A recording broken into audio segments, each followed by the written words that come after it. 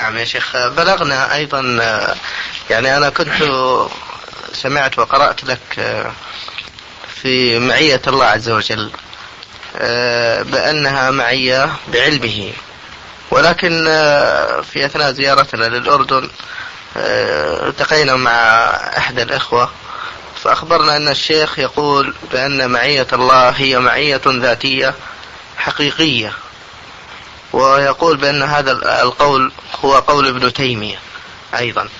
فما أدري يا شيخ، يعني نحب لو في أي مكان المعية ذاتية؟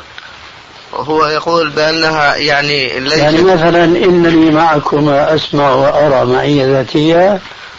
أي نعم. لا ما نقول هذا.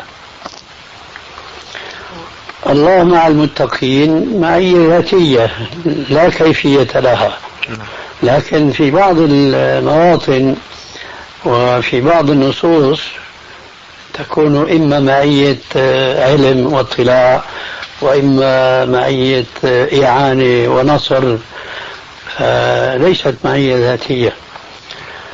مثل هذه الآية إنني معكما أسمع وأرى، كذلك مثلا فإنك بأعيننا، هذه ليست ذاتية، إنما المعية المطلقة تبقى على إطلاقها مع نفي المماثلة والتشبيه وإيكال أمر الكيفية إلى الله عز وجل، كما هو شأن في كل الصفات، ومنها صفة الرحمن على العرش استوى.